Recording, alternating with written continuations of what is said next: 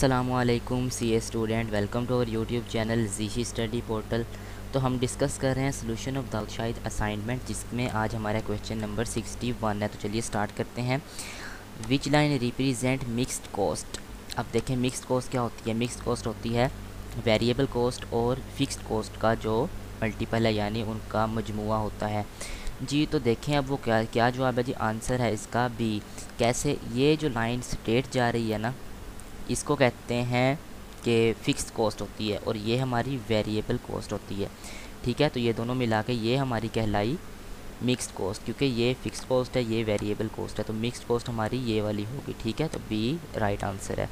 Next है जी, which line represent variable cost. अब मैंने बताया फ़िक्स्ड जो होती है वो सीधी लाइन है ये वाली, और जो वेरिएबल वाली है वो ये वाली लाइन है। तो इस तरह की लाइन यहाँ पे है, तो इसका आंसर ए है, क्योंकि उसने वेरिएबल कॉस्ट पूछा। अगर वो फिक्स्ड कॉस्ट पूछता तो फिर हमारा आंसर ये चार्ली होता।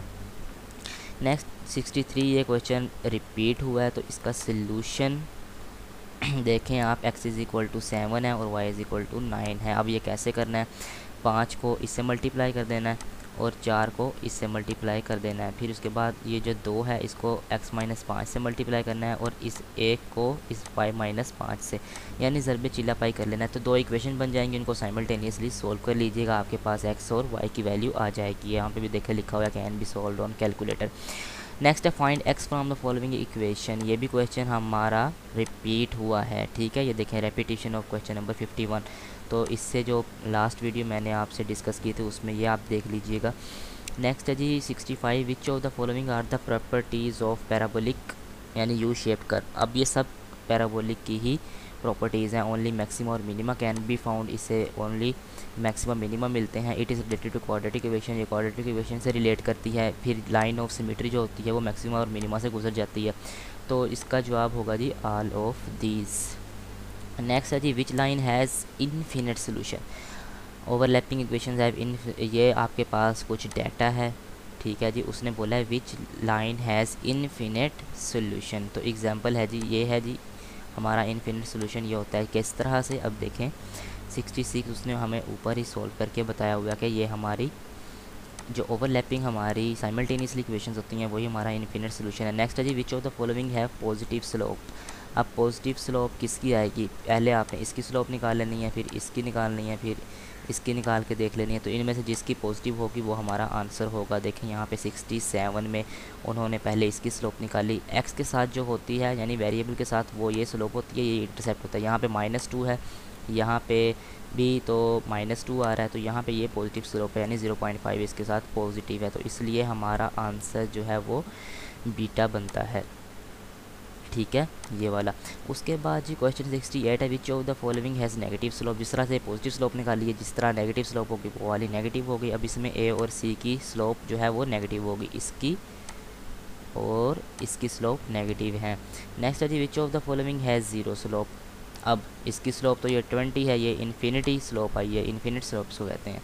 उसके बाद इसकी स्लोप एक्स के साथ क्या है जी 2 है, इसकी स्लोप भी है। अब वाई ये इंटरसेप्ट दिया हुआ है, इसमें स्लोप है ही नहीं, तो इसका आंसर ये है अल्फ़ा, इसमें ज़ीरो स्लोप है। फिर है जी, which of the following have infinite slope. जिस तरह मैंने यहाँ आपको बताया कि ये इन्फिनिट स्लोप है आपकी, तो इस तरह से x इज़ इक्वल टू 20 आपकी इन्फिनिट स्लोप है। यहाँ इन्फिनिट नहीं है क्योंकि यहाँ पे 2 स्लोप है और यहाँ पे स्लोप है ही नहीं, तो राइट आंसर हमारा बीटा आएगा।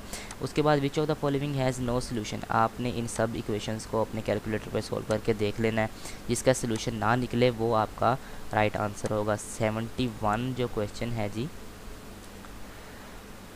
देखें, तो इसके दोनों ऑप्शन बनते हैं, सी भी बनता है और डी भी बनता है, लेकिन यहाँ पे इसलिए राइट आंसर नहीं दिया हुआ, तो या फिर ये सी भी आपका आंसर है और ये डी भी आपका आंसर है, इन दोनों का सोल्यूशन नहीं है।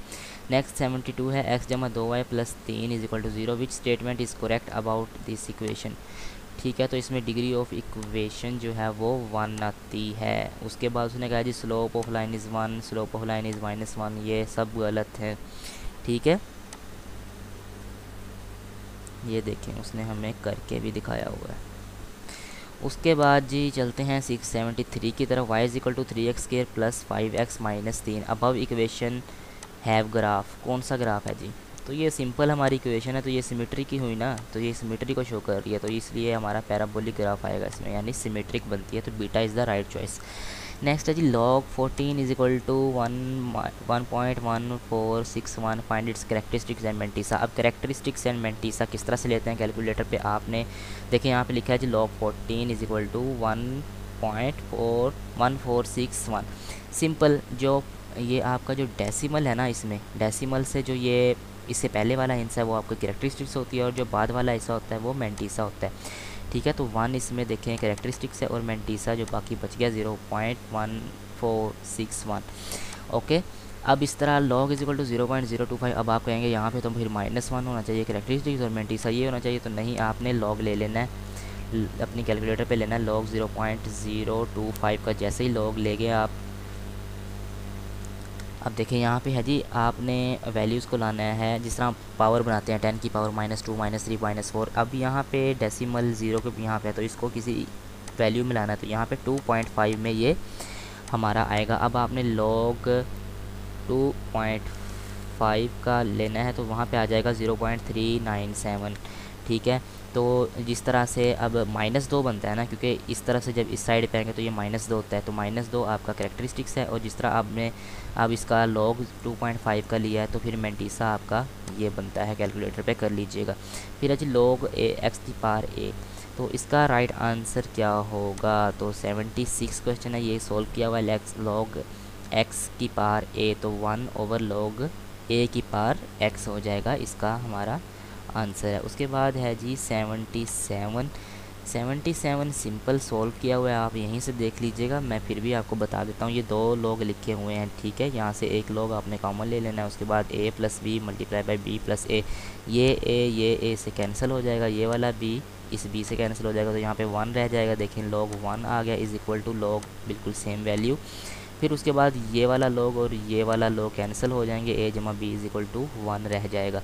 उसके बाद हमारा क्वेश्चन है जी 78 log 10 की पावर 10, ये भी बिल्कुल सोल्व किया हुआ है, सेम एज दैट अबव है, इसको भी खुद देख लीजिएगा। नेक्स्ट है जी what are the properties of natural logarithm. तो नेचुरल जो log होता है जिसे ln भी कहते हैं, उसकी प्रॉपर्टीज़ क्या हैं, तो इसकी प्रॉपर्टीज़ ये आपको दी हुई हैं जी, सब ये आपने देख लेनी है।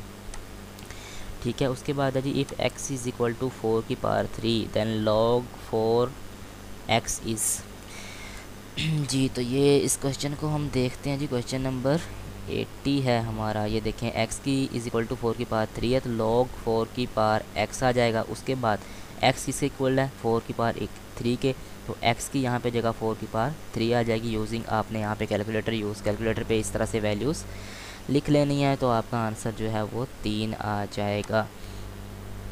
नेक्स्ट हमारे पास क्वेश्चन है जी 81 U curve is related to. अब यू कर्व यार हमेशा क्वाड्रेटिक इक्वेशन होती है, वो कैसे होती है, लीनियर इक्वेशन आपकी सीधी स्ट्रेट लाइन होती है, उसके बाद क्यूबिक इक्वेशन आपकी बॉक्स वाली होती है, यानी 4 कोने वाली, उसको कहते हैं जी क्यूबिक इक्वेशन बन रही होती है।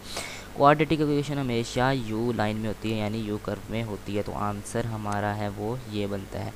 ठीक है, उसके बाद find x y and z। अब यार ये सिंपली कैलकुलेटर पे हो जाता है, कैसे होगा, आपने मोड प्रेस करना है, मोड प्रेस करके आप देखेंगे 5 नंबर पे EQN लिखा है इक्वेशन। उसके बाद आपने 2 पे देखना है x y z वाली वैल्यूज़ हैं और इक्वल टू, क्योंकि यहाँ पे भी 3 वैल्यू है ना, उसको प्रेस कर देना है। 2 को प्रेस करेंगे, डाटा पुट करके आप x की वैल्यू निकाल सकते हो जी। तो नेक्स्ट है x वैल्यू, y की वैल्यू, z की वैल्यू, इक्वल प्रेस कर देंगे, 3 बार x की आ जाएगी, y की भी आ जाएगी और z की भी आ जाएगी, जो कि ये निकली हुई हैं। नेक्स्ट है जी आइडेंटिफाई द नेगेटिव स्लोप। अब ये हमारे पास एक थोड़ा सा स्टेरिक टेबल दिया गया है, तो जो हमारा ये a और b वाली लाइन होती है ना, ये होती है इन्फिनिटी स्लोप, क्योंकि ये इन्फिनिट की तरफ शो कर रही है। फिर जो आपकी EF है ये वाली, ये पॉजिटिव क्वाड्रेंट है, तो ये पॉजिटिव स्लोप है।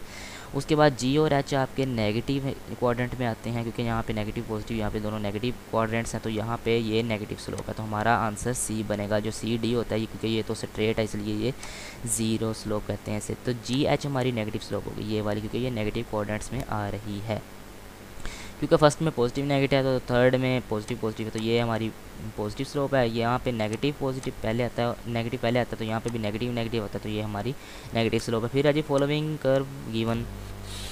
अच्छा जी, फॉलोइंग कर्व गिवन है, you are required to identify the correct option. तो करेक्ट ऑप्शन इसमें अल्फा है। देखें बोथ एंड्स आर मैक्सिमम, इन सब के हैंड्स, बोथ हैंड्स जो हैं वो मैक्सिमम है, लेकिन जो सेंटर है ना ये वाला, क्योंकि ये तो ज़ीरो स्लोप है तो इसलिए ये हमारा मिनिमम आ जाएगा।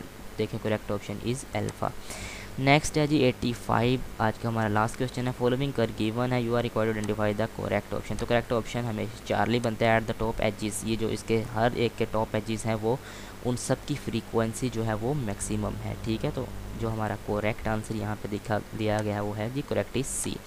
तो इंशाल्लाह आपको वीडियो ज़रूर समझ आई होगी। अगर वीडियो अच्छी लगी है तो लाइक कमेंट सेक्शन में मुझे बताएं, काइंडली अपनी फ़ीडबैक भी दें और चैनल को सब्सक्राइब कर लें ताकि आपको न्यू वीडियोस मिलती रहें। शुक्रिया, अल्लाह हाफिज़।